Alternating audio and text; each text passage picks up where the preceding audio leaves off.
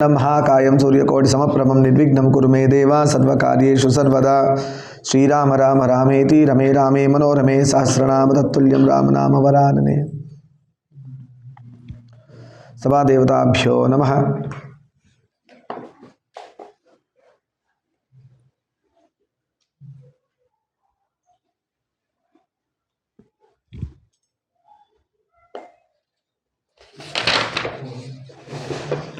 శ్రీరామాయణంలో మనం దశరథ మహారాజు మరణించారు, తండ్రికి అంత్యక్రియలు భరతుడు నిర్వర్తించాడు, అంతవరకు తెలుసుకున్నాం. ఇవాళ రోజు దాని కంటిన్యూషన్.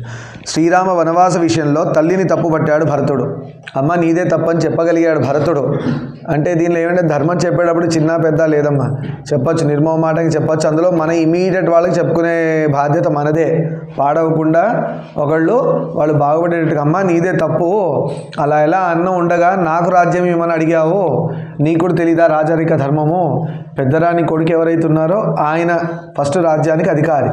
అది నీకేదో 2 వరాలు ఉన్నాయి అని చెప్పి, దశరథ మహారాజు నీకేదో చిక్కాడని చెప్పి ధర్మాన్ని పక్కన పెట్టి అన్యాయంగా అడిగినందుకు నీ వల్ల నాకు అపకీర్తి వస్తుంది రేపు పొద్దున అని చెప్పాడు. అది మనం నేర్చుకోవాల్సింది ఏంటంటే, రామాయణంలో ఎంతసేపు పిల్లల్ని తప్పుపడుతున్నారు పెద్దవాళ్ళు. రాంగ్, పెద్దవాళ్ళే తప్పున్నారు కాబట్టి పిల్లలు అలా ఉన్నారు. పెద్దవాళ్ళు ఒక్కొక్కసారి మంచివాళ్ళు ఉన్నారు, పిల్లలు తప్పు ఉన్నవాళ్ళు ఉన్నారు, పిల్లలు మంచిగా ఉన్న చోట పెద్దవాళ్ళు తప్పుగా ఉన్నారు. ఇక్కడ చూడండి రామాయణం ఏం చెప్తుంది. భరతుడు తల్లిదే తప్పని చెప్తున్నాడు. ఎవరు? కైకేయిది. ఎందుకు? 2 వరాలు దశరథుడు దొరికిపోయాడని చెప్పి అన్యాయంగా రాముడిని అడవికి పంపించి, అవునా, అడవికి పంపించి నాకేమో రాజ్యం, పోనీ నాకు రాజ్యం అడిగింది బాగుంది, అన్నయ్యని ఎందుకు అన్యాయంగా అడవికి పంపించావు? అంత ధర్మాత్ముడిని అడవికి పంపిస్తే మనకి మంచి జరుగుతుందా? మన కష్టాలే కదా. ఎప్పుడైనా గుర్తుపెట్టుకోండి, మంచివాడి జోలికి వెళ్ళకండి, ధర్మాత్ముడి జోలికి వెళ్ళకూడదు. సరిగ్గా ఇన్ఫర్మేషన్ డీటెయిల్స్ తెలియనప్పుడు ఎవడో కాకి కూతలో చెట్ల మీద కాకలు కూర్చుంటాయి, అవి 100 అరుస్తాయి, కాకి అరుస్తే ఇంకో కాకి కూడా అలానే అరుస్తుంది, కానీ కోయిలాగా అరుస్తుందా? అది కాకులన్నీ ఒకటే. అలా ధర్మాత్ముడి జోలికి వెళ్ళకండి. మనకి తెలియనప్పుడు నోరు మూసుకొని ఉండడం, కానీ పొరపాటున అలాంటి న్యూస్ కూడా పాస్ చేయకూడదు. లోకానికి ఎప్పుడు చెప్పుకున్నాం కదా, చెడ్డ వైపు వెళ్ళే లక్షణం ఒకటి ఉంటుంది, చెడు మాత్రమే మాట్లాడే లక్షణం లోకానికి కలిగి ఉంటుంది. మన చుట్టూ ఉన్న లోకం. మీరు మంచి చేయండి, ఎవరు మాట్లాడరు. మీరు చెడు చేయండి, కొన్ని సంవత్సరాలు చెప్పుకుంటారు. లోకం యొక్క లక్షణమే అలా. అందుకే పెద్దవాళ్ళు మిమ్మల్ని అంటారు, వద్దు నాన్న, పడిపోతే లేవడం కష్టము, చెడు జోలికి వెళ్ళకండి, చెడు పనులు చేయకండి, ఇబ్బంది పడతారని చెప్పడానికి రీజనే అది. ఎందుకంటే లోకం మన చుట్టూ ఉన్నది చెడు మాత్రమే మాట్లాడుతుంది. అంతేగాని మీరు 100 పనులలో ఒక చెడు చేయండి, దాని గురించి ప్రచారం చేస్తారు, కానీ మీరు చేసిన 99 మంచి పనుల గురించి ఎవరు మాట్లాడరు. అర్థమైందా? ఇంకోటి, లోకంలో సాధన చేసేవాళ్ళు ఇవాళ రేపు ఉన్న కలియుగం ముదిరిపోతుంది రాను. ఇవాళ కూడా ఒక చోట ఆర్టికల్ విన్నా, చెన్నైలో జస్టిస్ ఒక ఆయన ఎవరో హిందూ ధర్మం కోసం పోరాడుతుంటే దానికి సనాతన ధర్మానికి ఎగెయిన్స్ట్ ఉన్న వాళ్ళందరూ ఆయన మీద లేనిపోని ఇబ్బందులన్నీ కలిగిస్తున్నారంట. ఆయనకి పాకిస్తాన్ నుంచి కూడా మెసేజెస్ వస్తున్నాయంట వాట్సాప్లో బెదిరింపులతో. అంటే సనాతన ధర్మాన్ని కాపాడే ప్రయత్నం చేసిన వాళ్ళందరి మీద కూడా అటాక్స్ జరుగుతున్నాయని మనం అర్థం చేసుకోవాలి. దాన్ని బట్టి మనం ఎంత స్ట్రాంగ్ ఉండాలి. అమ్మో సనాతన ధర్మంలో ఉన్నా అని చెప్పి మా మీద అటాక్ అయిపోతాం పిరికోళ్ళలాగా మనం ఇంకో ధర్మంలోకి మారిపోతారా? ముస్లిమో, క్రిస్టియనో, సర్దార్జీ ఇంకేవో అట్లా మారిపోతావా? లేదు. శివాజీ మహారాజ్ ఏం నేర్పించాడు? సంభాజీ మహారాజ్ ఏం చెప్పారు? వాళ్ళని కూడా కన్వర్ట్ అవ్వమన్నారు తెలుసా? వాళ్ళకు కూడా ఆప్షన్స్ ఇచ్చారు, మీరు కన్వర్ట్ అవ్వకపోతే చంపేస్తామని. నేను పుట్టిన తల్లి, నేను పుట్టిన ఏదైతే మతం ఉన్నానో ఇవన్నీ నేను మారను, నేను పుట్టుకతో దేనో అది దానిలోనే ఉంటాను, నా ప్రాణాలు తీసేసినా పర్లేదు అన్నారు. ఎంత క్రూరంగా చంపారు. అది తప్పించుకోవాలంటే ఉంది, మారిపోవచ్చు, కన్వర్ట్ అయిపోవచ్చు, 2 నిమిషాల పని. చేశాడా? భరత భూమి అలాంటి వీరుల గడ్డ అని చెప్పడానికి వాళ్ళందరూ ఎగ్జాంపుల్స్. అంతేగాని ప్రతిదానికి కుక్కున్నా భయపడతాం, పిల్లున్నా భయపడతాం. పుల్లుంటేనే వాళ్ళు ఎదురెళ్ళి చూశారు కదా సినిమా సంభాజీ మహారాజ్, సింహం ముందుకెళ్ళి యుద్ధం చేయడు. అలాంటి వాళ్ళ పుట్టిన భూమిలో పుట్టిన వాళ్ళు ఎలా ఉండాలా? నిన్న ఒక చోటుకి వెళ్ళానమ్మా, నాకేంటండి ఇవాళ రేపు ఎక్కడ దేవుడికి సంబంధించిన పిలుపులు వచ్చినా, అంటే హనుమాన్ చాలీస్ అని కానీ, రామాయణం అని కానీ, భాగవతం కానీ, విష్ణు సహస్రం ఏదొచ్చినా కూడా అక్కడికి వెళ్తున్నా, కొత్త ప్లేస్కి. ఎందుకంటే అక్కడికి వెళ్ళి వాళ్ళతో మాట్లాడి సంప్రదింపులు చెప్పి మీ అందరికి ఒక ఎంట్రీ పాయింట్. హనుమాన్ చాలీస్ నేర్చుకుంటున్నారు. నెక్స్ట్ సండే ఆల్రెడీ నేను మాట్లాడేశా ఒక గుడిలో, ఇంకో గుడి కూడా రెడీ చేస్తున్నాం. మీరందరూ అక్కడ పర్ఫామ్ చేస్తే పుణ్యము చెప్పానుగా. సమితి నుంచి చిన్న గిఫ్ట్ పాపం. మీరందరూ మీ చిన్న ఏజ్లోనే మంచి ధర్మం కోసం మీరు కష్టపడుతున్నారు కదా గురువు గారితో పాటు, అందుకు మీకు ఎంకరేజ్మెంట్ ఏదో చిన్న గిఫ్ట్ మాకు తోచింది, ఏదో సమితి నుంచి వస్తుంది. సమితి నుంచి మీకు చిన్న ఎంకరేజ్మెంట్ లాగా, సో దట్ మీరు ఎప్పుడు కంటిన్యూగా ధర్మం మర్చిపోకుండా చేయాలని. దానికి మాకు కూడా ఖర్చు అవుతుంది కదా, మాకు ఎవరు ఫ్రీగా ఏమి ఇవ్వరు కదా, మాకు కూడా ఖర్చు అవుతుంది. ఎవరు ఇచ్చినా లేకపోయినా నేను జయక్క మేము ఇద్దరు ఏం ప్లాన్ చేసుకున్నాం, మేము చేసే ఎర్నింగ్స్లోంచి ఒక 15% ఏది ఏమైనా కూడా సమితి కోసం తీసి పెట్టేస్తాం ఎవ్రీ మంత్. ఆ నెలలో జరిగే ప్రోగ్రామ్స్ కావచ్చు, ఏదైనా కావచ్చు, దానికి ఆ 15% మా ఇద్దరు ఇన్కమ్స్లో తీసిన దాని నుంచే ఖర్చు పెడతాం. ఒక్కొక్కసారి మాకు టైట్ అయిపోతుంది. కొంతమంది మంచి వాళ్ళు ఉంటారు, ధర్మాత్ములు ఉంటారు, పాపం వాళ్ళు ముందుకు వస్తారు, గురుగారు మీరు చేస్తున్నారు కానీ. నేను అదే చెప్తున్నా, నేను ఒక చోటికి వెళ్ళాను, వెళ్తే అక్కడేమో ఒక చోట హోమాలు జరిగాయి. అక్కడ ఇద్దరు కలిశారు మనుషులు. వాళ్ళు ఎక్కడ పరిచయం అంటే, వాళ్ళు అంతకుముందు నేను ఒక చోట హనుమాన్ చాలీసా హనుమంతుడి యొక్క కళ్యాణం అయితే అటెండ్ చేయడానికి వెళ్తే అక్కడ ఎప్పుడో చూశారంట. నాకు అదృష్టంగా ఆ రోజు హనుమంతుల వారికి అభిషేకం చేయడానికి దొరికింది ఛాన్స్. అక్కడ వాళ్ళు చూశారంట. నేను వాళ్ళంతటి వాళ్ళే ముందొచ్చి అన్నారు, స్వామి మీరు పిల్లల కోసం చేస్తున్నారు కదా, వాలంటీర్గా, వాళ్ళు పెద్దవాళ్ళు పాపం మంచి జాబ్స్లో ఉన్నారు, వాళ్ళకి వచ్చి నాకు ఆఫర్ ఇచ్చింది ఏంటంటే, వాలంటీర్గా మీకు ఏ సహాయం కావాలన్నా కూడా మీరు ముందుండండి, మేము వెనకాల ఉంటాం, మీరు ఎలా ప్రోగ్రామ్ డిజైన్ చేస్తే అలా మేము ఇంప్లిమెంట్ అయ్యేటట్టు చూస్తామని చెప్పారు. చూడండి, వాళ్ళే వచ్చి చెప్తున్నారు. నిన్న ఒక చోటికి వెళ్ళాను. జనరల్గా నాకు బాయ్స్ యూత్లో మేల్ పర్టికులర్గా నాకు కొంచెం అనిపించేది, రాంగ్ సైడ్ ఎక్కువ ఉంటారు, ఎందుకంటే మొబైల్ ఫోను, బైకు, ఇవే గోల్ ఉంటుంది, భగవంతుడు వైపు తక్కువ మంది ఉంటారని. అంటే అందరు వేస్ట్ అనట్లా, ఒక 100%లో ఒక 60% 70% నాన్ సెన్స్గా ఉండి, ఒక 30% మాత్రమే దైవం కోసం ధర్మం కోసం కష్టపడుతున్నాను ఉండేది. నేను ఒక చోటుకి వెళ్తే మొత్తం యూత్, బాయ్స్ గర్ల్స్ కలిసి అరౌండ్ ఏజ్ వాళ్ళు 18 to 25 మధ్యలో ఉంటారు పిల్లలు. ఎలా ఉన్నారు బయట 18 to 25? పరమ బేవర్స్గా కనబడే వాళ్ళు చాలామంది ఉన్నారు మనకి. ఆ 18 to 25 యూత్ పిల్లలు కూర్చొని హనుమాన్ చాలీసా చేస్తున్నారు. నేను ఆ ప్రోగ్రాంకి వెళ్ళి అటెండ్ చేశాను. ఆ పిల్లలతోనే నాన్న నాకు ఒక ఎప్పుడూ అభిప్రాయం ఉండేది, పిల్లలందరినీ ఉద్దేశించి చెప్పాను నిన్న, నాకు మిమ్మల్ని చూస్తుంటే చాలా హ్యాపీగా అనిపించింది, నేను ఎప్పుడు యూత్ అంటే ఇలా ఉండాలనుకుంటాను, మీరు అంటే ఇంకోటి మానేమని కాదు, బైకులు కొనుక్కోండి, ఫోన్లు కొనుక్కోండి, గ్యాడ్జెట్స్ కొనండి, మోడర్న్గా ఉండండి, టెక్నాలజీ వాడండి, అప్ టు డేట్ ఉండండి, కానీ ధర్మాన్ని ఎందుకు వదులుతున్నారు? వదలద్దు కదా, అటు బోంగని వదిలేస్తున్నారు. వాళ్ళు ఎంత ముచ్చటగా ఉన్నారంటే, కూర్చొని హనుమాన్ చాలీసా ఎంత బ్యూటిఫుల్ ట్యూన్లో వాడారంటే నాకు చాలా నచ్చింది. మళ్ళీ ఎప్పుడు పిలిచినా కూడా వస్తామని చెప్పొచ్చే వాళ్ళకి. మీది ఎప్పుడు ప్రోగ్రామ్ ఉన్నా కూడా నేను వచ్చేస్తాను, మీరు పిలవకపోయినా కూడా వచ్చేస్తాను. ఇది రావాలి, దేవుడి పట్ల మనకు ఆ ఇంట్రెస్ట్ రావాలి. మళ్ళీ చెప్తున్నా, మనలో అందరం తప్పులు చేసిన వాళ్ళు ఉంటాం, మనలో దరిద్రులు ఉంటాం, మనలో ఎంతో నీచమైన పనులు చేసిన వాళ్ళు కూడా ఉంటారు. కానీ ఏదో రోజు బోయేవాడు వాల్మీకిగా మారిపోతాడు కదా. లోకం మాత్రం బోయేవాడిని గుర్తుపెట్టుకుంటుంది, వాల్మీకిని గుర్తుపెట్టుకోవాలి. మనం ఇందాక చెప్పింది అదే కదా, బోయేవాడు వాల్మీకి అయ్యాడు, రామాయణం రాశాడు, ఆదికవి అయ్యాడు, పుణ్యాత్ముడు అయ్యాడు, వెళ్ళిపోయాడు దేవుడి దగ్గరికి. లోకానికి బోయేవాడే గుర్తుంటుంది. ఇప్పుడు కూడా మనం బోయేవాడని చెప్పుకుంటాం కదా, వాల్మీకి ముందు బోయేవాడని, అంతేగాని వాల్మీకిగా మారిపోయి వాల్మీకి గురించి కూడా చెప్పుకుంటాం, అది వేరే సంగతి అని అంటున్నామా లేదా. కానీ చాలా వరకు లోకం ఎలా ఉంటుందంటే చెడునే కీర్తిస్తుంది, మంచిని కీర్తించదు. అలాంటి లోకం గురించి మనకు అనవసరం. మనం మారిపోయాము అని భగవంతుడికి మనకు తెలవాలా, మారే ప్రయత్నం చేయాలా, ధర్మం పట్టుకునే ప్రయత్నం చేయాలి. తప్పు జరిగిందా? జరిగింది. స్వామి ముందు చెంపలేసుకొని చెవులు పట్టుకొని గురువుగారికి చెప్పుకొని ఆ తప్పుని, నీళ్ళు పోతున్నాయేమో చూడండి, బయట సౌండ్ వస్తుంది. స్వామి ముందు చెవులు పట్టుకొని గురువుగారికి చెప్పుకొని మనం చేసిన తప్పులు ఆయన చెప్తే ఆయన మార్గం చూపిస్తారు. మళ్ళీ ఇలా వెళ్తే పడతావు రా, ఇలా వెళ్ళకు, ఇలా మార్చుకో, ఇలా లైఫ్ని మార్చుకో, ఇలా చేసుకో, ఇలా చెయ్యి అని చెప్తారు గురువుగారు. ఏదో కాదు, నా జీవితం ఎగ్జాంపుల్. ఒకప్పుడు చాలా కష్టపడ్డా, నా జీవితంలో కూడా తప్పులు జరగలేదని కాదు, జరుగుంటాయి, తెలిసి జరుగుంటాయి, తెలియక జరుగుంటాయి, కొన్ని మనం తెలియక తెలుసో ఆపుకోలేక జరుగుంటాయి. తాగుబోతున్నాడు, ఆపగలరా? షాప్కి వెళ్ళకుండా ఆపగలరా? కోపిష్టోడు ఉన్నాడు, తిట్టకుండా మనం ఆపగలమా వాడిని? అలా రకరకాల మన అంతఃశత్రువులు ఉన్నాయి. మనం ఎంత ప్రయత్నించినా ఆపుకోగలిగితే మనం ఎందుకుంటాం? మనం గురువులో అయిపోయి ఉంటాం, ఎప్పుడో సన్యాసం అయిపోయి దైవంలో కలిసిపోయి ఉంటాం. మనకు తెలియకుండా అవి మనకంటే పవర్ఫుల్ కాబట్టి మనల్ని పడేసే ప్రయత్నం చేస్తాయి. అవి గురువులకు చెప్పుకుంటే గురువు దాని మీద ఒక కాలు వేసి పెడతారు. గురువు గారికి అవి చెప్తే, నా గురువుగారు నాకు కోపం చాలా ఎక్కువ అండి, నోటికి ఏదొస్తుంది మాట్లాడతాను, ఎవరిని పడితే వాళ్ళని కొట్టేస్తాను, నాకు ఇలాంటిది ఉంది, నాకు సిగరెట్ అలవాటు ఉందండి, నాకు తాగుడు అలవాటు ఉంది, ఆపుకోలేకపోతున్నాను, ఆ షాప్ వస్తే వెళ్ళిపోతాను, లేదంటే ఎవరన్నా స్మెల్ పడితే వెళ్ళిపోయి తాగేస్తాను, లేదా గుట్కాలు అలాంటివి తినే అలవాటు ఉందండి అని గురువుగారికి చెప్తే గురువుగారు ఒక కాలు దాని మీద వేసి ఉంచుతారు. మళ్ళీ అది మన దేవుడికి రాదు, మన జీవితాన్ని మారుస్తారు. అందుకే గురువులకు చెప్పుకోవాలి. అలా నా జీవితంలో కూడా గురువులు నాకు కొన్ని కష్టమైన పోని అలవాటు ఉంటే గురువులు పాపం నా మీద దయ ఉంచి నా లైఫ్ని కూడా మార్చారు.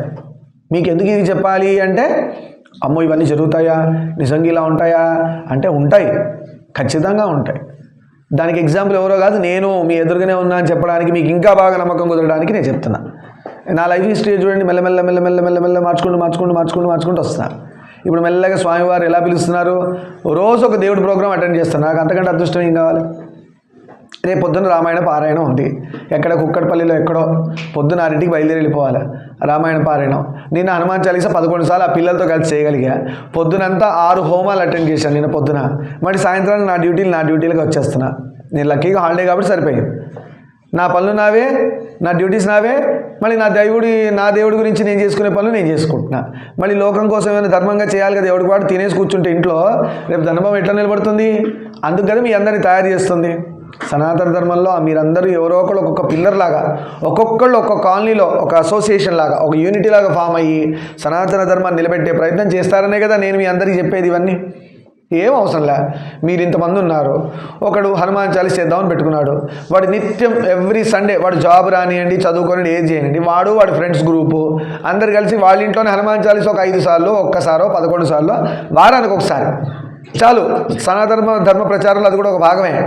ఇంకోటి ఉన్నాడు, వాడికి విష్ణు సహస్రనామం ఇష్టం, వాడు నెలకు ఒకసారి వాళ్ళ ఇంట్లో పెట్టుకుంటాడు విష్ణు సహస్రనామం. మీలో ఉన్న వాళ్ళలోనే ఒకటి భగవద్గీత ఇష్టం, వాడు భగవద్గీత చెప్తుంటాడు. ఒకటి రామాయణం ఇష్టం, రామాయణం చెప్తాడు.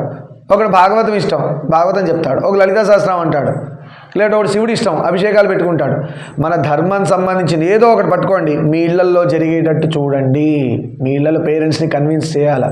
వాళ్ళకి ఒకసారి మీరు మీ పేరెంట్స్తో మాట్లాడి పర్మిషన్స్ తీసుకుంటే మనం అక్కడ సెషన్స్ పెడదాం. ఇప్పుడు సాయి చరణ్ ఉన్నాడు, వాళ్ళ ఇంట్లో ఒకరోజు హనుమాన్ చాలీసా పెట్టేసుకోవాలి 11 సార్లు. అది ఎవరికి మంచిది? వాళ్ళకే మంచిది. హనుమాన్ చాలీసాలో ఏం రాస్తుంది? భూత పిశాచ నికటన హియావై మహావీర జబ్ నామ్ సునావే అని చెప్పుకున్నాంగా.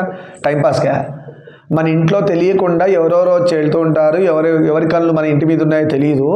రకరకాల ఇబ్బంది పెట్టే గణాలు కూడా తిరుగుతూ ఉంటాయి. అర్థమైందా? ఆ హనుమంతుల వారి హనుమాన్ చాలీసా ఏ ఇంట్లో జరుగుతుందో ఆ ఇంట్లో అన్ని శుభాలే. చావు లేకుండా ఉండవని చెప్పకూడదు, తప్పు. చావు న్యాచురల్, వాడు టైం అయిపోతే వెళ్ళిపోవాలి. అంతా శుభాలని చావు ఎందుకు వచ్చిందని నేను అడగద్దు. అదృష్టం, వాడికి ఆ టైంకి వెళ్ళిపోయాడు. ఇంకా ముందు ఇంకా దరిద్రంగా ఉంది లోకం. ముందు జనాలు ఏమనుకుంటారు అంటే ఎక్కువ రోజులు వద్దురా నాయన, తొందరగా వెళ్ళిపోతే బాగుండు అనుకుంటారు. ఎందుకంటే రోజులు అంత దరిద్రంగా ఉన్నాయి. ఇది అర్థమవుతుంది కదా? సో మీరందరూ ఆ విధంగా ప్రయత్నం చేస్తారని, అట్లీస్ట్ మీకు అలవాటయ్యే వరకు మీ గురువులో ఎవరో ఉంటారుగా, వాళ్ళని పిలుచుకొని ఇంట్లో సెషన్స్ పెట్టండి. నా పిల్లలు అదే చేశారు. ఎక్కడో వనస్థలిపురం అవతల నుంచి వచ్చి ఆర్కేపురంలో పెట్టారు session. Hanuman Chalisa 11 times attend చేశాను. యాక్చువల్లీ మీ అందరూ తీసుకోవాల్సింది, నేనే ఫస్ట్ టైం కాబట్టి నేను తీసుకోవట్లా. నెక్స్ట్ టైం నుంచి ఎక్కడెక్కడ నేను ఆల్రెడీ వెళ్ళొచ్చాను అక్కడెక్కడ మిమ్మల్ని తీసుకెళ్దామని. దానికి మీ అందరి పేరెంట్స్ని కన్విన్స్ చేసి లేదంటే వాళ్ళ పర్మిషన్ తీసుకోమని చెప్పాను. గుడ్ న్యూస్ ఏంటంటే కొంతమంది ఆల్మోస్ట్ ఇప్పటివరకు ఒక 7 to 8 members రెడీ అయిపోయారు.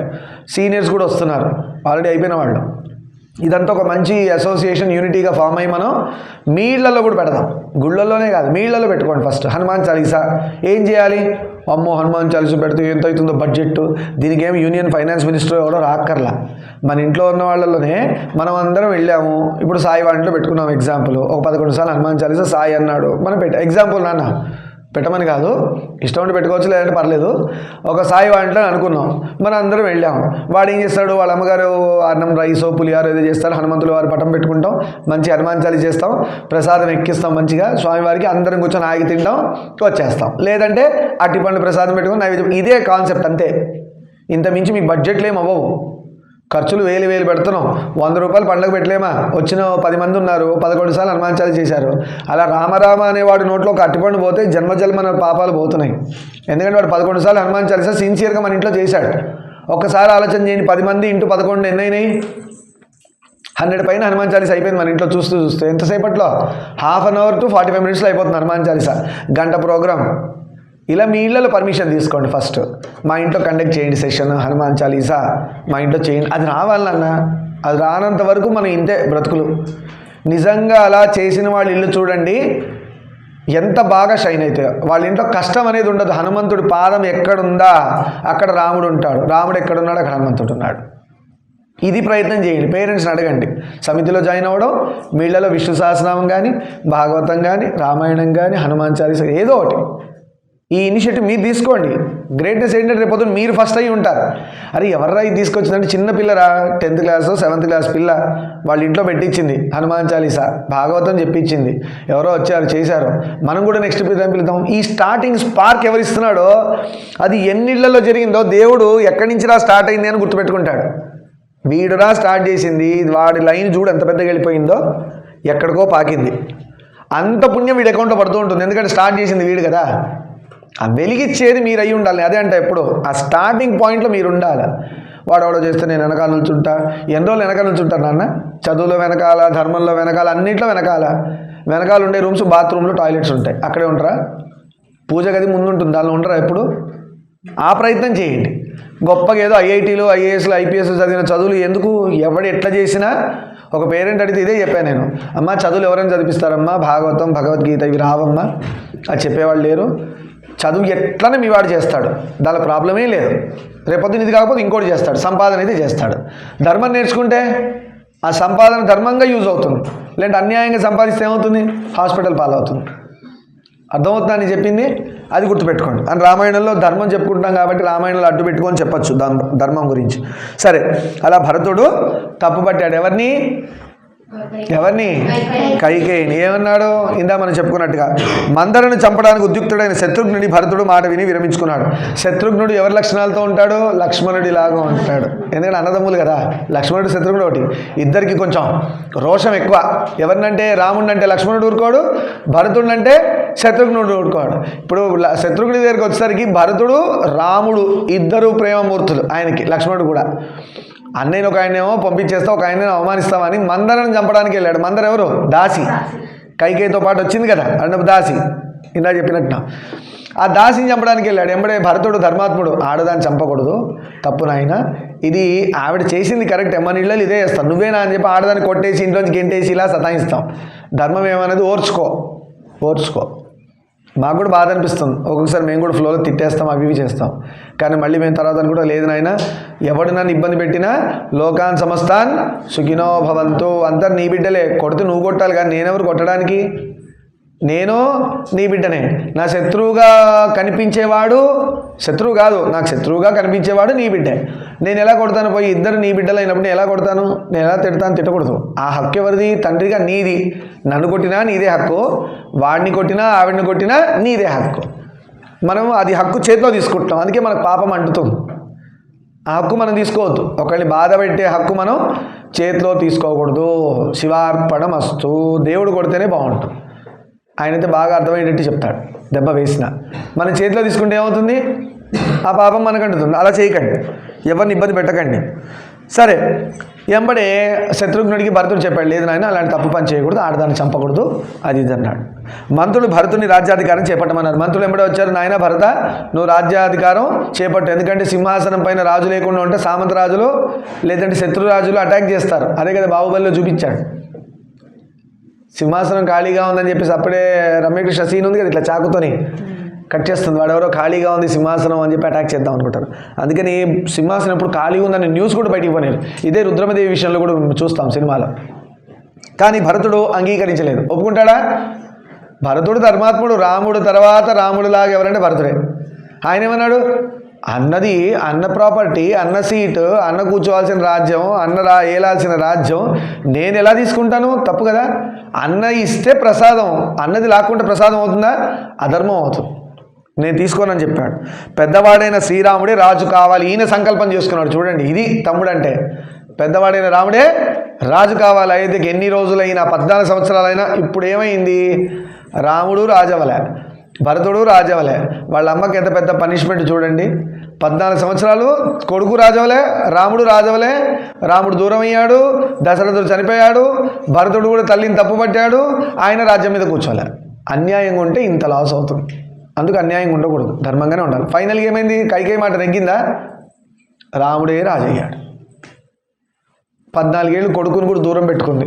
ఆ అయోధ్యలో లేడు కదా భరతుడు, అయోధ్య ద్వారం దాటి అవతలు ఉన్నాడు. అన్నయ్య చోరు నేను ఇంట్లో కూడా రానన్నాడు. అంటే ఆయన సిన్సియారిటీ చూడు. పొరపాటున భరతుడు రాజ్యంలో ఉంటే భరతుడే రాజు కాబట్టి ప్రజలు భరతుడిని డౌట్స్ అడగడానికి వస్తారు రాజులాగా. నేను రాజుని కాదు, నేను సేవకుడిని అని చెప్పి గేటు బయట ఉన్నాడు ఆయన. ప్రజలు మీరు నేను ఒకటే, మన రాజు ఎవరు? రాముడు.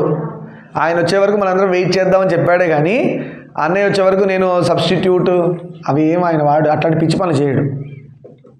సరే, పెద్దవాడైన రాముడే రాజు కావాలి, ఆయనకు బదులు నేను 14 సంవత్సరాలు వనవాసం చేస్తాను. అన్నయ్యకి ఇచ్చావా నువ్వు అమ్మ? అదేదో నేను తీసుకుంటాను, మా అన్నయ్యని నేను కాపాడుకుంటాను, ఆ 14 సంవత్సరాల వనవాసం నేను చేస్తా, రాముణ్ణి రాజుని చేస్తా అంటున్నాడు భరతుడు. చూడండి, చతురంగ బలాలను సిద్ధపరచండి. చతురంగ బలాలు తీసుకొని రాజు అయోధ్యను రిప్రజెంట్ చేస్తున్నాడు భరతుడు ఇప్పుడు. అందుకే చతురంగ బలాలు, అశ్వదళం, గజదళం విన్నారా? బాహుబలిలో చెప్తాడు కదా, రాణాకి వాడు పట్టాభిషేకం చేసేటప్పుడు ఆ సీన్ ఉంటుంది, అశ్వదళం గజదళం అంటారు కదా, నమస్కారాలు పెడుతుంటారు రాజు వస్తుంటే. అలా 4 దళాలను సిద్ధపరిచారు. నేను వెళ్ళి శ్రీరాముని అయోధ్యకు తీసుకువస్తానని తెలిపాడు. ఇంట్లో బయలుదేరాడు. ఎక్కడికి? రాముడున్న చోటికి. ఆయనకి ఇన్ఫర్మేషన్ వచ్చింది సుమంత్రుడికి ఎక్కడి నుంచి వచ్చింది? గుహుడి నుంచి వచ్చింది. ఈ విధంగా భరతుడు అయోధ్యవాసులతో కూడి బయలుదేరాడు. శృంగిబేరపురం చేరాడు. అక్కడ ఎవరు రాజు? శృంగిబేరపురం ఎవరు రాజు? గుహుడు. గుర్తుపెట్టుకోండి, గుహుడు భరతుని ఆంతర్యం తెలియక యుద్ధ సన్నద్ధుడయ్యాడు. భరతుడు చతురంగ బలాలను వేసుకొని వస్తుంటే గుహుడు ఏమనుకున్నాడు? రాముడు ఇక్కడ ఉన్నాడు అనుకుని భరతుడు అటాక్ చేయడానికి వస్తున్నాడేమో, మళ్ళీ రాముడు రాకుండా యుద్ధం చేసేసి రాముడిని సమ్మరిద్దామనే ఆలోచనతో వస్తున్నాడేమో భరతుడని గుహుడు యుద్ధానికి రెడీ అయ్యాడు. ఏం చేస్తున్నారు? రామాయణం జరిగేటప్పుడు రామాయణమే ఉండాలి, మిగతావన్నీ దిక్కుమాలిన పనులు అంటారు. అది ఎవరైనా కావచ్చు, అమ్మాయి కావచ్చు, అబ్బాయి కావచ్చు. రామాయణం జరిగేటప్పుడు రాముడి కథ చెప్పేటప్పుడు చెవులు రాముడి వైపు తిరిగి ఉండకపోతే అది దరిద్రానికి సంకేతం. వాడిని ఖచ్చితంగా దరిద్రం పట్టుకుంటుంది, కష్టాలు వస్తాయి. రాముడు వెళ్ళిపోతే అయోధ్యలు ఇప్పుడు అదేగా చెప్పుకుంటున్నాం. రాముడు పంపించారు, అయోధ్య ఏమైంది? బాగుందా? మొండమోసింది అంటారు. అంటే దశరథుడే చనిపోయాడు, ఆడదానికి మొగుడు చచ్చిపోతే ఏమైంది అంటారు. అలా అవుతుంది, దాన్ని దరిద్రం పట్టుకోవడం అంటారు. రామకథ గురించి ఇంత చెప్పుకొని మనం ఆ ఎగ్జాంపుల్ కూడా చెప్పాక కూడా ఎవడి పనుల్లో వాడు పనికిరాని పనులలో ఉంటే ఏమంటారు? మళ్ళీ ముండబోయకుండా ఉండాలరా జాగ్రత్త అని చెప్పాల్సి వస్తుంది. అంటే ఏంటి? అశుభం రావడం అంటారు దాన్ని. అలా రాకుండా ఉండాలి. రామశబ్దం ఎక్కడున్నా ఒళ్ళు దగ్గర పెట్టుకొని జాగ్రత్తగా ఉండండి. ఎందుకంటే ఎత్ర ఎత్ర రఘునాథ కీర్తనం తత్ర కృతమస్తకాంజలి. హనుమంతుడు పక్కనే అబ్జర్వ్ చేస్తూ ఉంటాడు, గద తీసుకొని ముట్టిగా వేస్తాడు గుండు మీద. అట్లా చేసుకోకుండా చూసుకోండి. సరే, గుహుని సహకారంతో ఇప్పుడు ఈ శృంగిబేరపురం గుహుడు యుద్ధానికి రెడీ అయ్యాడు. ఎక్కడ భరతుడు వచ్చి రాముడి మీద, అంటే రాముడి దగ్గరికి వెళ్ళే ముందు ఇది భక్తి, రాముడి జోలికి వెళ్ళే ముందు నన్ను ఫస్ట్ చంపి రాముడి జోలికి పోండి అని చెప్తున్నారు. ఎవరు? గుహుడు. అది భక్తికి. శిష్యులు ఎలా ఉంటారంటే మన శృంగేరి స్వామివారు శంకరాచార్య వారి దగ్గర కూడా శిష్యులు 4 ఉన్నారు. శంకరాచార్య వారి దగ్గరికి ఒకసారి కాపాలికుడు వచ్చి మీ తల కావాలి అంటే, కాపాలికుడు అడవిలోంచి వచ్చి మీ తల కావాలంటే, ఇప్పుడైతే శిష్యులు ఉన్నారు, శిష్యులు లేని టైంలో వచ్చి తీసుకుపోండి అని చెప్పాడు. శిష్యులు ఉంటే తీసుకొనియరు, కాపాడుకుంటారు గురువుని. ఎప్పుడు శిష్యులకు ఉండే లక్షణం ఏంటి? ప్రథమ లక్షణం గురువుని కాపాడుకోవడం. అయితే కాపాలికుడికి అలా చెప్పారు. నెక్స్ట్ డే కాపాలికుడు వచ్చి నిజంగానే వచ్చి తల తీసుకునే టైంలో అక్కడ మనకి ఒక శిష్యుడికి 6th సెన్స్ పనిచేసింది. గురువుగారికి ఏదో కష్టం వచ్చిందని నృసింహస్వామి కరావలంబ స్తోత్రం ఉంది చూసారా, అది చదివారు. చదవంగానే అడవిలోంచి, నిజంగా జరిగింది ఇది, అడవిలోంచి ఒక పెద్ద సింహం వచ్చి కాపాలికుడిని పట్టుకొని తీసుకెళ్ళిపోయింది అడవిలోకి. అలా కాపాడుకున్నారు గురువుని. అర్థమవుతుందా? ఇలాంటివన్నీ నిజమైన సినిమాలు కొన్ని ఉన్నాయి, అవి చూడాలి. ఏదో కల్పనీయాలు, కాలర్ పైకి ఎగిరేస్తే లేదా తలకాయ పైకి ఎగిరేస్తే ఇవన్నీ వేస్ట్. అవన్నీ మనం తీసుకెళ్ళి ముసిలో కలిపేస్తున్నాయి. అదేదో ఇప్పుడు నిజంగా చెప్పాలని టైంపాస్కి చూడమని ఒకప్పుడు చెప్పేవాడిని, కానీ టైంపాస్ చూసి పాడవుతున్నారు. ఒకప్పుడు చెప్పేవాడిని నేనే, పోన్లే అమ్మ చూసారు టైంపాస్ కానీ అసలు చూడొద్దనే చెప్పాలి నిర్మమాటంగా. డబ్బులు బొక్క, మీ క్యారెక్టర్ స్పాయిల్ అయిపోతుంది, మైండ్లో దయ్యం చేరుతుంది. ఆ దయ్యం పట్టినోడు ఎలా తిరుగుతాడు రోడ్ల మీద, అలా బండ్లు వేసుకొని సౌండ్ చేసుకుని తిరగడం తప్పితే, సొసైటీకి నాన్ సెన్స్గా తయారడం తప్పితే, ఓ టెర్రరిస్ట్ ఎంతో వీడంతే.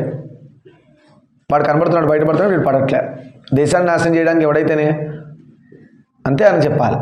అట్లా సినిమాలు కూడా అంత దరిద్రంగా తీస్తున్నారు, చూడకండి. ప్రతి ఒక్కడు రోల్ మోడలే. ఇవాళ రేపు సినిమాలని విలనే రోల్ మోడల్ అవుతున్నాడు. చూడండి, ఒక ట్రెండ్ సెట్ చేశారు. విలన్ నెగిటివ్ షేడ్లో ఉన్నవాడు హీరో. ఇప్పుడు చూస్తున్నారు కదా అందరూ, ఓ 10 మంది చంపేస్తాడు, వాడు చేసేవన్నీ దిక్కుమాల అలవాట్లు, ధర్మం ఏం చేయొద్దంటుందో అన్నీ అవి చేసేవాడే హీరో. వాడిని చూసి అలానే స్మగ్లింగ్ అవి ఇవి ఇంకేవేవో చేస్తున్నారు కదా. అదే రోల్ మోడల్ అంటే. రాముడేంటి, ఆదర్శమూర్తి ఏంటి, రామాయణం పుట్టిన భరతభూమి ఏంటి, ఈ దిక్కుమాల రోల్ మోడల్, ఈ దరిద్రం నెగిటివ్ సెన్స్లో ఉన్న హీరో షేడ్స్, ఈ సినిమాలు ఏందమ్మా మనకు రోల్ మోడల్? ఇలాంటివే మనకు కావాల్సింది. ఒకప్పుడు నేను నేనే అనేవాడిని, చూడండి అమ్మా ఏదో ఫర్ చేంజ్ ఓవర్ అని. ఫర్ చేంజ్ ఓవర్ అంటే ఇది ఎలా ఉంటుంది అంటే పాడవండి ఫర్ చేంజ్ ఓవర్ అని చెప్పినట్టు ఉంటుంది. మీరు బాగున్నారు కదా, మీరు నాశనం అయిపోండి, పాడైపోండి, ఈ దిక్కుమాల సినిమాలు చూసి చేంజ్ ఓవర్ అని చెప్పాల్సి వస్తుంది. చెప్పగలమా అట్లా? పెద్దవాళ్ళు కానీ గురువు స్థానంలో ఉన్న వాళ్ళు చెప్పగలరా? చెప్పలేరు. మెల్లమెల్లగా నేను కొన్ని వదులుకుంటూ వస్తున్నా. దేవుడి దయ వల్ల తిండి మీద ఫోకస్ చేస్తున్నా. తొందరలో తిండిలో కూడా కొన్ని వదిలేద్దామని చూస్తున్నా. మరి క్యారెక్టర్ బిల్డప్ ఎట్లా అవుతుంది? మన బుద్ధిలో ఉన్న ఆలోచన ఎక్కడి నుంచి వస్తుంది? మన తినే తిండి బట్టే వస్తుంది. ఎవడిచ్చింది ఏది ఇచ్చింది అది, ఎవడేది పెడితే తినేసి, ఎవడేది ఇస్తే తినేసి ఆల్రెడీ చేతి నుంచి తీసుకోవడం మానేసాం. కింద పెట్టి అలవాటు, అది మీరు కూడా డెవలప్ చేసుకోండి నిర్మోహమాటం. అంటే మీక్కడ పెద్దవాళ్ళు ఇస్తే మాత్రం తీసుకోండి. గురుస్థానంలో అమ్మ నాన్న గురువు ఇస్తే చేతి నుంచి తీసుకోవచ్చు, మీ అదృష్టం. అమ్మ నాన్న గురువు ఇస్తే చేతి నుంచే తీసుకోవాలి, మీ అదృష్టం. మీరు గురువుకి ఇచ్చినా అమ్మ నాన్నకి ఇచ్చినా వాళ్ళ చేతి నుంచి తీసుకుంటే ఇవ్వండి. అర్థమైందా? మీరు ఇన్సల్ట్ చేసినట్టు కింద పెట్టద్దు. గురువు దగ్గర అమ్మ నాన్న దగ్గర మీరు కింద పెట్టకూడదు. గుర్తుపెట్టుకోండి జాగ్రత్తగా. మీరు అంటే ఆయన చేసినా మీరు చేయకూడదు. గురువు చేతికి ఇస్తే తీసుకోండి, అది ప్రసాదం. అమ్మ నాన్న ఇచ్చినా ప్రసాదం అంటారు, చేతికే తీసుకోవాలి. అర్థమైందా? అదే మీరు ఇస్తున్నారనుకో, మీరు కింద పెట్టేయకూడదు. గురువు గారికి చేతికి ఇవ్వడానికి ట్రై చేయాలి. ఆయన ఒకవేళ చెప్తే కింద పెట్టండి, లేదంటే చేతిలో వేయమంటే పైనుంచి వేయడం అట్ట చేయాలి. అమ్మ నాన్నకైనా అది ఆ సిస్టమ్ మంచిది, చాలా మంచిది, ఫాలో అవ్వండి. వాటర్ ఇచ్చినా కూడా ఇళ్లలో చుట్టాలు వస్తుంటారు. అంతకుముందు అందుకనే ట్రేలో పెట్టేసేసి టేబుల్ మీద పెట్టేసేవాళ్ళు తెలివిగా అప్పట్లో. ఇప్పుడు చేతికి తీసుకెళ్ళిస్తున్నారు. ఇట్లా చేతి నుంచి చేతికి ఇస్తే వీళ్ళు ఒకవేళ నెగిటివ్ సెన్స్లో ఉందనుకో బ్రెయిన్ అంతా, అది ఎంబడే ట్రాన్స్ఫర్ ఆఫ్ ఎనర్జీ మనకు వస్తుంది. మన ఇంటికి వెళ్ళి యుద్ధాలు చేస్తాం. అదో మొత్తం ఆరానే. ఒక నెగిటివ్ ఆరాలో ఉంటాడు, ఒకటి పాజిటివ్ ఆరాలో ఉంటాడు. ఆ చేతికి తీసుకోవడం అదే డేంజర్ అని చెప్పారు. దీన్ని ఇంకోలా ప్రచారం చేశారు. యాక్చువల్గా ఇండియాని పడేయడం కోసం ఈ సనాతన ధర్మాన్ని పడేస్తే ఇండియా పడిపోతుంది ఆటోమేటిక్గా అని దరిద్రులు వెస్టర్న్ కల్చర్ వాళ్ళు బయలుదేరి దాన్ని ఏమని చెప్పారంటే అంటరానితనం. బ్రాహ్మణుడు అంటే ముట్టుకోవద్దంటే అంటరానితనం, వాడు బొందా. అంటరానితనం లేదు, ఏం లేదు. అంటరానితనం అయితే మరి బ్రాహ్మణులు అందరినీ గుడికి ఎందుకు రాణిస్తారు? గురికి రాని అంటరానితనం కాదది. యాక్చువల్లీ ఈ ఆరో కాన్సెప్ట్లో చేతికి ఏం తీసుకోవద్దు ఆయన కింద పెట్టమని చెప్పారు. దాన్ని వీళ్ళు ఏం ప్రచారం చేశారు? బ్రాహ్మణులు పై స్టేజ్ వాళ్ళు, అంటరాని వాళ్ళు, అది అంటరానితనం ఫాలో అవుతారు వాళ్ళు. అంటే ఒకటి చిన్న చూపు చూస్తారు, ముట్టుకోరు, అది ఇదని చెప్తారు. దానికి రీజన్ కూడా చెప్పనా? బ్రాహ్మణులు పొద్దునే స్నానం చేసేవాళ్ళు అప్పట్లో. ఇప్పట్లో చేస్తున్నారో తెలియదు. అప్పట్లో స్నానం చేసేందుకు గుడికి వెళ్ళిపోవాలి, స్వామికి అర్చన చేయాలి. పొద్దున శౌచంలోకి వచ్చేస్తారు. శౌచం అంటే నీట్నెస్, క్లీన్లీనెస్లోకి వస్తారు. వాళ్ళు స్నానాలు చేసేసి అంటారు. వేరే వాళ్ళు వేరే పనులలో ఉండేవాళ్ళు. వాళ్ళకి పొద్దున్న లేచి 5ంటికి స్నానం కుదురుతుందా? కుదరదు. వాళ్ళు 8ంటికో 9ంటికో 10ంటికో, కొంతమంది మధ్యాహ్నం, కొంతమంది సాయంత్రం ఇంటికి వచ్చి వాళ్ళ పనులన్నీ చేసుకొని అప్పుడు స్నానాలు చేసేవాళ్ళు. మీకు ఒక మాట చెప్తా, నేను బ్రష్ చేసుకోకుండా వచ్చి మీతో మాట్లాడుతుంటే ఒప్పుకుంటారా? 4 రోజులు స్నానం చేయకుండా మీ దగ్గర వచ్చి మాట్లాడుతూ ఒప్పుకుంటారా? కుదరదు కదా. అదే చెప్పారు, స్నానం చేసిన వాడు తాకండి అని చెప్పారు. దీని ఏం చెప్పారు? అంటరానితనం అని మళ్ళీ ప్రచారం చేశారు. ఇదంతా సనాతన ధర్మం మీద తెలియకుండా అటాక్ చేశారు. మంచి విషయాలన్నీ రాంగ్గా మీకు చెప్పబడ్డాయి. అర్థమవుతుందా? మొన్న కూడా చెప్పా, మరి దిక్కుమాల పుస్తకాలన్నింటిలో కూడా ముస్లిం రాజుల దరిద్రుల గురించి ఉన్నాయి, కానీ శివాజీ లెసన్ ఎవరైనా చదివారా? సంభాజీ మహారాజ్ చదివారా? ఉన్నాయా? భగవాన్ శంకరాచార్య వారి గురువుల స్టోరీస్ ఏమైనా ఉన్నాయా? మరి ఎట్లా బాగుపడతారు ఇండియాలో ఉన్న వాళ్ళ పిల్లలు? మరి నేర్చుకునే దరిద్రం ఇది. టిప్పు సుల్తాన్ ఒకడు గ్రేట్ రూలర్ అని, ఇంకోటి రూలర్ అని, అంతా ఇదే దరిద్రం ఏడ్చింది మనకి. ఔరంగజేబు గురించి ఉంది, ఆ దరిద్రుడే నాశనం చేసింది. వాడిని ఎందుకు హీరోగా పోర్ట్రేట్ చేశారు? పుస్తకాలు తగలెట్టాలి ఫస్ట్, అవునా కాదా? శివాజీ మహారాజ్ తెలుసా? సినిమా తీస్తే కానీ మళ్ళీ దిక్కు లేదు. అది కూడా తీస్తే వాడి మీద మళ్ళీ కేసులు. ఏంటంటే మరి ఇట్లా చూపించావు అట్లా చూపించావాలి. ఇవన్నీ ఎందుకు అవుతున్నాయి? మనం ముద్దపప్పులా కూర్చున్నాం కాబట్టి అవుతున్నాయి. ఆ రోజులు పోయినాయి. ముద్దపప్పులా కూర్చోవద్దు మనం. We have to stay strong. వెళ్ళి యుద్ధం చేసి కొట్లాడమన్నట్లు ఎవరితో అని మీరు పట్టుకుని దాని మీద గట్టిగా నిల్చోండి. రాముడు ఇచ్చిన ధర్మం సనాతన ధర్మం, రామధర్మం, కృష్ణుడు చెప్పిన భగవద్గీత ధర్మం, సనాతన ధర్మం పట్టుకోండి. హనుమంతుల వారు చెప్పిన సుందరకాండ ధర్మం పట్టుకోండి గట్టిగా. గరుడ పురాణం ధర్మం పట్టుకోండి. ఏదైనా తీసుకోండి, పట్టుకోండి, గట్టిగా పట్టుకోండి. మీరు నమ్మండి. బొట్టు పెట్టారా? మళ్ళీ దానికి కూడా 10 సార్లు చెప్పాలా? మళ్ళీ బొట్టు ఉందా లేదా చెక్ చేసుకోండి. ఏదో ముడిమోసిన వాళ్ళందరూ కూర్చున్నట్టుగా బొట్టు లేకుండా కూర్చుంటారా? మళ్ళీ అలా కాదు కదా. మంచిగా మంగళత్వం. నేను ఎన్నిసార్లు చెప్పాను? బొట్టు ఉంటే మంగళం, బొట్టు లేకపోతే అమంగళం. అలాని మొహం కూడా చూడకూడదంట. సనాతన ధర్మం నిజంగా నిర్మోహమాటకి చెప్పాలి. ఎవడెట్లా ఫీల్ అయినా చచ్చినా పర్లేదు మనకు అనుకుంటే బొట్టు లేకపోతే చూడకూడదు వాడి మొహం. ఇంకో మాట మళ్ళీ చెప్పకూడదు. అమంగళం కాబట్టి చెప్పకూడదు. మంగళం ఎప్పుడు మీరందరూ శుభంగా ఉండాలి, మంచిగా ఉండాలి అని బొట్టు పెట్టుకోమని చెప్పాలి. లేని వాళ్ళు చెక్ చేసి పెట్టమని ఎవరికి ఇచ్చారు రెస్పాన్సిబిలిటీ? వాళ్ళు చూడాల్సిన బాధ్యత ఉందో లేదా చూసి పెట్టేయండి బట్టి ఫస్ట్. సరే రామాయణంలోకి వద్దాం. మీ పని మీరు చేయండి, నా పని నేను చేస్తాను. చతురంగ బలాన్ని తీసుకొని వెళ్ళాడు. సరే గుహుడికి అర్థమైపోయింది. మొత్తానికి భరతుడు వెళ్ళి తెలుసుకున్నాడు, గూఢాచారిని పంపించాడు. గుహుడు ఏంటి నిజంగా యుద్ధానికి వస్తున్నాడా లేదంటే ఎట్లా ఉంది పరిస్థితి అక్కడ చూడండి అన్నాడు. అనగానే గుహుడు యొక్క గూఢాచారి వెళ్ళి భరతుడు వాళ్ళ సైన్యంతో మాట్లాడుకుని చూస్తే అన్నయ్యని తీసుకెళ్ళడానికి వస్తున్నాడు కానీ యుద్ధం చేయడానికి రావట్లేదని తెలుసుకున్నాడు. అర్థమైందా? గుహుని సహకారంతో గుహుడి హెల్ప్ తీసుకొని భరతుడు ఎక్కడికి చేరాడు? భరద్వాజాశ్రమానికి చేరాడు. అక్కలకు నువ్వు పెట్టద్దు, వాళ్ళు పెట్టుకుంటారు. భరద్వాజాశ్రమం వాళ్ళకి ఇస్తే వాళ్ళు పెట్టుకుంటారు. అమ్మాయిలో కూడా ఒకళ్ళు తీసుకోండి రెస్పాన్సిబిలిటీ. భరద్వాజాశ్రమంకి చేరుకున్నారు. మొత్తానికి అక్కడికి వెళ్ళారు. మహర్షి సత్కారాలను చిత్రకూటం వైపు ప్రయాణించారు. మొత్తానికి భరద్వాజాశ్రమంలో భరతుడు కూడా సత్కారాలు అందుకొని, నాయనా నీ ఆలోచన బాగుందని భరద్వాజ ముని కూడా చెప్పారు. రాముడిలాగే ఆలోచిస్తున్నాం, వచ్చాం, చాలా ధర్మంగా ఉన్నావు, చాలా మంచి విషయం నాయన అని చిత్రకూటం వైపు దారి చూపించారు. ఎందుకంటే ఆయన గారు చెప్పారు ఎటువైపు వెళ్ళాలనేది, అటువైపు బయలుదేరారు అని చెప్పుకుని ఇక్కడ శుభం పలుకుతాం. రేపటి రోజున భరతుడు రాముల వారిని కలిసిన ఘట్టం గురించి డిస్కస్ చేద్దాం. సర్వం శ్రీమామేశ్వర పాదారవిందార్పణమస్తు. లోకాన్ సమస్తాన్ సుఖినో భవంతు. శాంతి శాంతి శాంతి.